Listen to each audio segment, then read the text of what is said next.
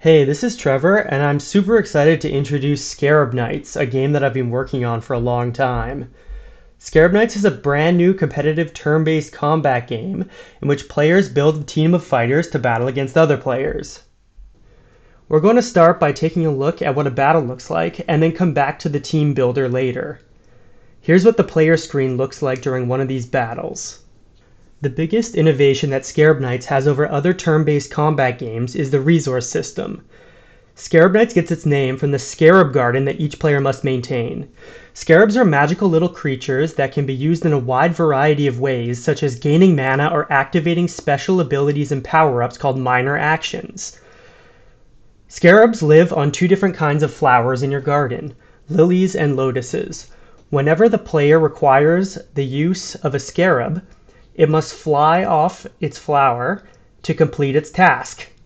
At the end of the round, the scarabs come back to your garden to land on lilies to be used again next turn.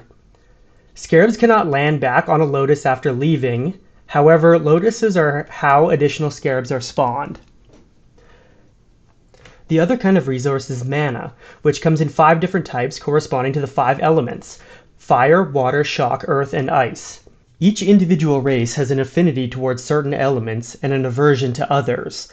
Our fighter Rocky likes, well, rocks. He has 1 earth aura, which means he generates 1 earth mana at the start of each turn. He has an aversion to shock and ice, which means he isn't allowed to gain those types of mana. The first mana you gain each turn costs 2 scarabs, the second mana costs 3, the third one costs 4, and so on. In general, the more powerful an elemental attack or ability, the more mana it requires. Unlike scarabs, mana can be pooled up between rounds, but is expended upon use. Battles are played over a series of rounds.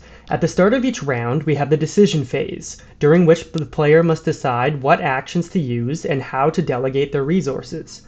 A single action and any number of minor actions may be selected. However, you have a limited amount of resources, so use them wisely. In this example, I'm using Precision Strike as my action, and the only minor action that I'm using is to gain 1 earth mana. Precision Strike costs 1 scarab, and gaining an earth mana costs 2 scarabs, and we see that reflected in the usage panel in the top left. I'm using 3 scarabs this round.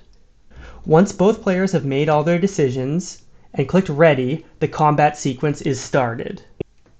First, mana is gained and minor actions are used. You can see that I have gained 1 earth mana and my opponent gained 1 water mana. My opponent also activated their Emerald Ring minor action. Gaining an earth mana cost me 2 scarabs, and we can see that my garden has 2 scarabs removed from the lilies. This is to show that I've used them this round. My usage has also been reduced by 2 to reflect this change. My opponent had a higher agility than me, and so they were able to use their action, Ice Radiance, first. Ice Radiance is a support action that casts a battle effect that lasts for 5 rounds, during which my opponent will have its ice aura increased by 1. Then I get to use my action, Precision Strike. Precision Strike contains an attack which we can see has dealt 12 damage. After both actions, we get to the ranged weapon phase. A fighter is allowed to fire their ranged weapon if the action they used during this round did not contain any attacks.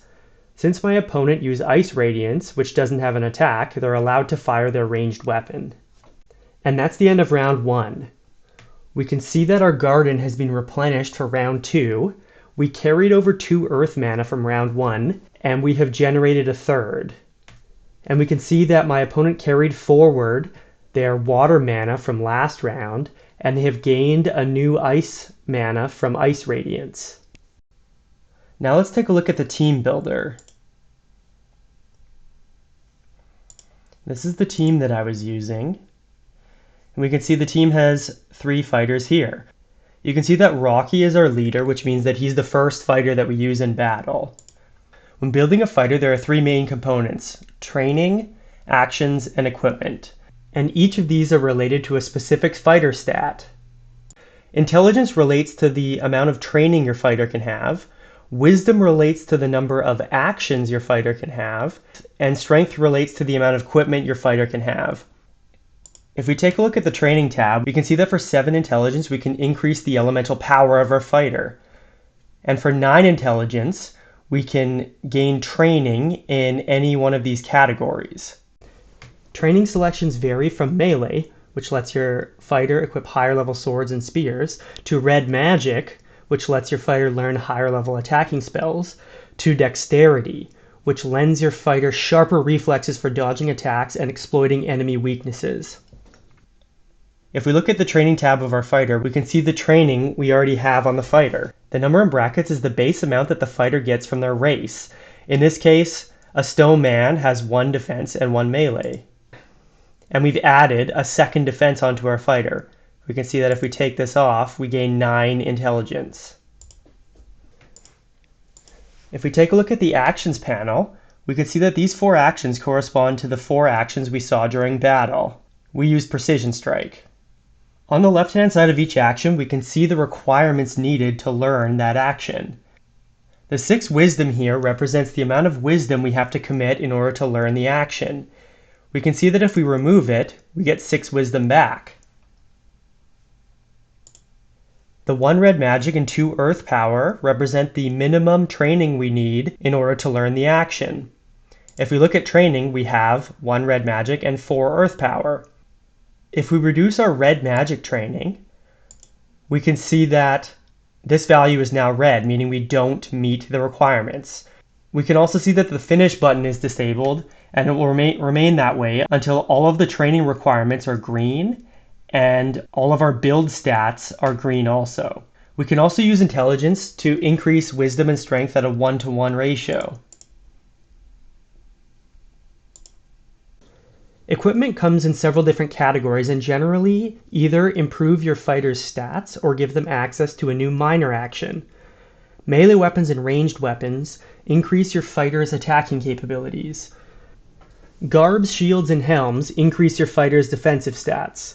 Some of any of these types of equipment contain minor actions, however, the last 2 categories, boots and totems, almost always have them.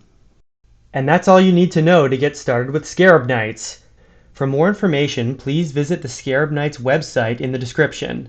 The Scarab Knights website has links to the latest download, the Discord server, and the Patreon page for the project. Thanks for watching.